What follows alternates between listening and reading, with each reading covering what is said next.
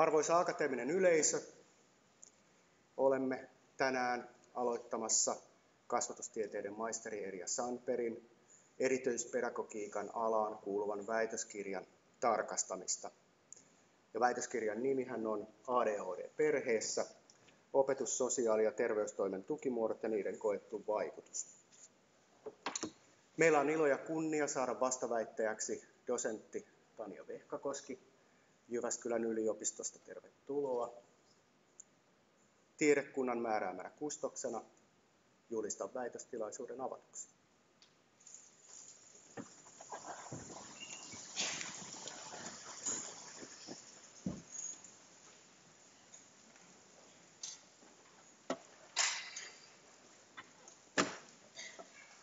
Arvoisa kustos, arvoisa vastaväittäjä, hyvät kuulijat. Aloitan tutkimuksessani mukana olleen tällä hetkellä 26-vuotiaan naisen tarinalla. Olen syntynyt vuonna 1990. Aloitin koulutieni keskikokoisessa kaupungissa yleisopetuksessa vuonna 1997. Olin levoton heti ensimmäiseltä luokalta alkaen. En malttanut odottaa vuoroani, naputtelin kynällä pulpettia ja heiluttelin jalkoja. Oli vaikeata keskittyä annettuun tehtävään. Tuijottelin ikkunasta ulos haaveillen pitkiä aikoja, häiritsin muiden tuntityöskentelyä lähettelemällä lappuja ja juttelemalla. Huomioni herpaantui herkästi äänistä tai muiden liikkeistä, hermot paloi ja suutuin herkästi.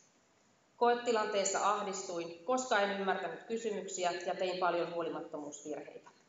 En hahmottanut aikaa. Minulla olivat lisänä oppimisvaikeuksina lievä lukihäiriö sekä hahmottamisongelmat. Pääni tuntui olevan täynnä hälinää. Yläasteella minulla oli hankalaa sosiaalisissa suhteissa. En saanut kavereita outoja. En välttämättä kuunnellut, vaikka katsoin silmiin jonkun puhuessa minulle. Myöhästelin lisäksi paljon, lintsasin. Ylikeskityin yhteen oppiaineeseen, piti olla paras. Tukiopetukseen pääsin vasta yläasteella, kun en meinannut päästä matematiikan kokeita läpi 3. uusintakokeenkaan jälkeen. 9. luokalla perustettiin pienluokka, missä oli lisäkseni 5 poikaa. Meistä kukaan ei ollut saamassa keväällä päättötodistusta useiden kesken jääneiden kurssien takia. Äidillä tai minulla ei ollut mitään sananvaltaa peruskoulussa mihinkään minuun liittyviin asioihin. Pyydettiin koko yläkoulun ajan luokanvaihtoa, erityisopetusta, ADHD-tutkimuksiin pääsyä, tulokset. Olisin tarvinnut erityisopetusta muutamissa oppiaineissa ja esimerkiksi pitää stressipalloa tunneilla, luvan kuunnella musiikkia kokeissa tai tehdä kokeet yksin valvojan kanssa. Koulun tarjoama yhteistyö oli aivan pohjanoteeraus. Nyt tekisi mieli sanoa rumasti. Ainoa allekirjoitettu asiakirja oli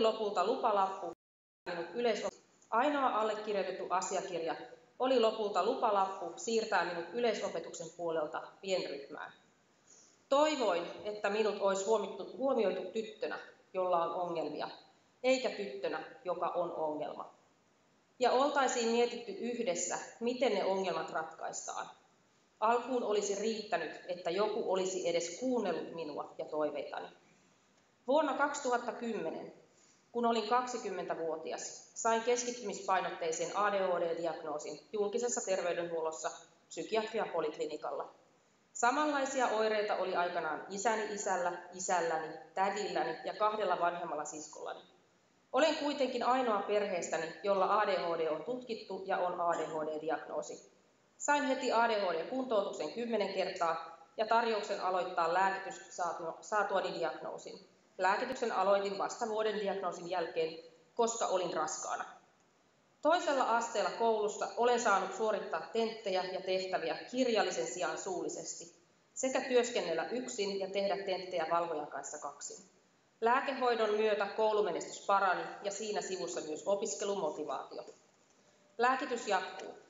Diagnoosista on ollut hyötyä, koska arki sujuu paremmin lääkityksen kanssa ja ihmiset suhtautuvat huomattavasti ymmärtäväisemmin erilaisiin toimintatapoihin.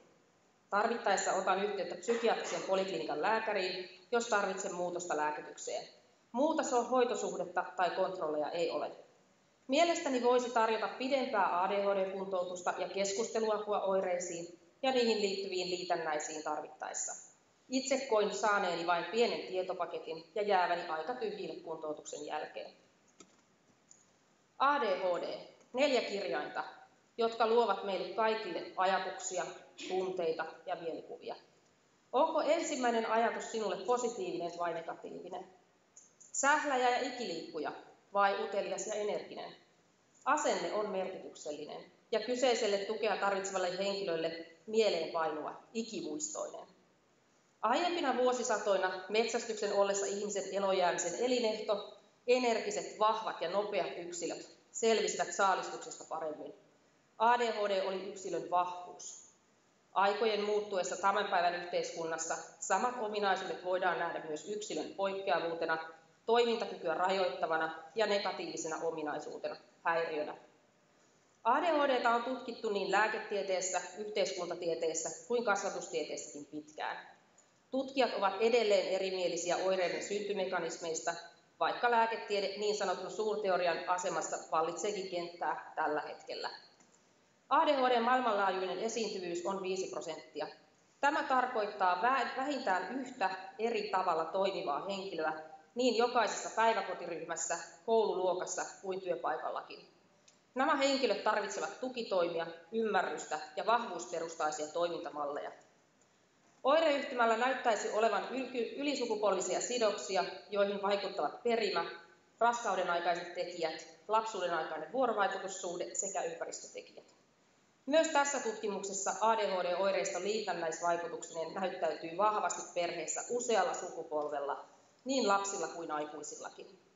Tämän takia on tarve koko perheeseen kohdistuville monialaisille tukitoimille. Tämän tutkimuksen tavoitteena on kuvata ADHD-oireisten henkilöiden ja edelleen perheiden tilannetta sekä kokemuksia eri hallintokuntien tukimuodoista ja opetus-, sosiaali- ja terveystoimen yhteistyöstä. Perusteluna näiden sektoreiden valitsemiselle ovat esimerkiksi varhaiskasvatuksen valtakunnallisessa linjauksessa mainitut samaiset perheitä koskevat laajat yhteiskunnalliset verkostot, terveystoimi, opetustoimi sekä sosiaalitoimi. Tässä tutkimuksessa ääneen pääsevät 208 suomalaista perhettä, joissa ADHD on joka päivä vahvasti läsnä. Monialaisia tukitoimia tarvinneiden perheiden kokemukset ovat keskeisiä kehitettäessä kokonaisvaltaisia ja tehokkaita ylisektorisia tukimuotoja. Erilaisia palvelujärjestelmiä ohjaa lainsäädäntö, joissa on usein huomioitu fyysisiä toimintarajoitteita aiheuttava näkyvä sairaus tai vammaisuus. ADHD edustaa näkymätöntä vammaisuutta. Tämä tarkoittaa sitä, että henkilön ulkoisessa olemuksessa ei ole nähtävissä merkkejä sairaudesta tai vammaisuudesta, mutta hän voi toimia eri tavalla, osaltaan aivoperäisten oireiden takia. Näkymätöntä vammaisuutta edustavat henkilöt ovat suomalaisen lainsäädännön edessä epätasavertaisessa asemassa fyysisesti sairaisiin ja vammaisiin henkilöihin nähden, vaikka aivoperäiset oireet aiheuttaisivat yhtä merkittävät toiminnan rajoitteet henkilöille. ADHD:hen liittyvää toimintakyvyn alenemaa ei monesti vielä tunnisteta ammattilaisten keskuudessa, joten näitä henkilöitä ei osata myöskään tukea asianmukaisesti. Perusopetuslain muutoksen myötä on vuonna 2011 otettu käyttöön opetusministeriön laatiman erityisopetuksen strategiaan pohjautuva oppimisen ja koulunkäynnin tuen järjestelmä, jonka päälinjauksina ovat inklusiivinen ajattelu, varhainen tuki sekä tukea tarvitsevien oppilaiden lisääntyvä integrointi perusopetukseen aiempien kokoaikaisten erityisopetusmuotojen sijaan. Oppilaalla, jolla on tuen tarvetta, on oikeus saada tukiopetusta ja erityisopetusta ilman diagnoosia. Siten ADHD-diagnoosiakaan ei suomalaisessa peruskoulussa tarvita eritasoisia tukitoimia saadakseen. Valtioneuvosto korostaa Terveys 2015 kansanterveysohjelmassa auttamaan palvelujen avulla syrjäytymisuhassa olevia lapsia ja lapsiperheitä osana kuntien hyvinvointipoliittisia ohjelmia. Kaikille suomalaisille voidaan turvata yhtäläisesti korkeatasoiset saavutettavissa olevat palvelut sairauksien ja vammojen ehkäisyyn ja hoitoon. Palvelut sovitetaan yhteen asiakkaiden tarpeiden mukaisesti. Kaikille tulee olla yhtäläiset, laadukkaat ja riittävät palvelut niin, että alueellinen tai sosioekonominen asema, kuten koulutus, ei rajoita tarvittavien palvelujen käyttöä. Sosiaali- ja terveysministeriön sosiaalityö- ja hyvinvointipolitiikan välineenä 2015 toimenpideohjelmassa todetaan sosiaalityön lähtökohtana olevan huono-osaisimpien ja eniten tukea tarvitsevien henkilöiden voimavarojen vahvistaminen ja sosiaalisten ongelmien ehkäiseminen. Yksilökohtaisia interventioita on tehostettava ja ymmärrettävä niiden riippuvuus yksilön elämässä vaikuttavista monenlaista tekijöistä, jotka voivat yhtä aikaa tukea tai estää esimerkiksi kuntoutumista. Sosiaalityö voi olla toimija, jolla on kokonaiskäsitys asiakkaiden, osallisten sekä yhteisöjen elinoloista ja tarvittavista palveluista. Viime aikoina yhteiskunnassa on pohdittu, kuinka vähentää esimerkiksi nuorisotyöttömyyttä, putoamista koulutuksen ja työmarkkinoiden ulkopuolelle ja vähentää elämänhallinnan ongelmia sekä edelleen syrjäytymistä. Nuorisotutkimusverkoston vuonna 2015 julkaisemassa selvityksessä nuorten palvelujen tarpeesta näyttää siltä, että palvelut eivät kohtaa niiden nuorten tarpeita, joilla on alentunut toimintakyky ja jotka eivät näin ollen ole työ- tai opiskelukykyisiä.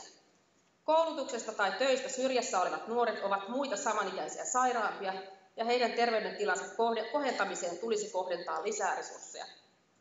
Perheet kuvaavat hallintokuntien palvelujärjestelmiä byrokraattisiksi, pirstaleisiksi ja alueellisesti eriytyneiksi. Perheet eivät saa lakisääteisiä tarvitsemia tukitoimia ja palveluja tasavertaisesti valtakunnan tasolla.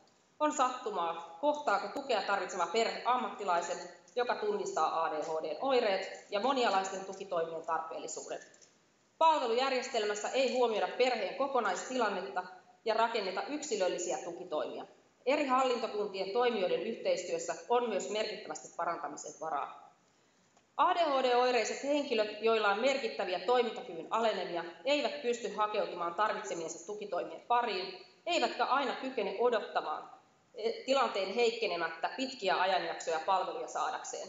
Esimerkiksi opetustoimessa tulisi huomioida, että aktiivisuuden ja tarkkaavuuden häiriön oppilaiden joukossa on myös erittäin lahjakkaita oppilaita, joita tulisi tukea kognitiivisesta taitotasosta ja kapasiteetistaan huolimatta muilla osa-alueilla, kuten toiminnanohjauksen taidoista ja sosiaalisissa suhteissa. Kognitiivinen osaaminen ei kuvaa henkilön toimintakykyä. Tämäkin tutkimus vahvistaa käsitystä, että huoli syrjäytymisestä ei ole turha. Perheiden vaikeasta tilanteesta kertoo se, että tutkimuksen joka kolmannessa perheessä on joko syrjäytynyt tai syrjäytymissä oleva ADHD-oireiden perheenjäsen. Syrjäytyneiden henkilöiden vastauksista välittyy kuva heikentyneestä itsetunnosta ja sen myötä kokemus vähempiarvoisena ja yhteiskunnallisesti kelvottomana. Syrjäytymisen kehältä koetaan olevan mahdoton päästä omin voimin pois. Pyydän teitä, arvoisa dosentti Tanja Vehkakoski, käyttäytymistieteellisen tiedekunnan määräämänä vastaväittäjänä esittämään ne muistutukset, joihin katsotte väitöskirjan antavan aihetta. Arvoisa kustos, hyvä väittelijä.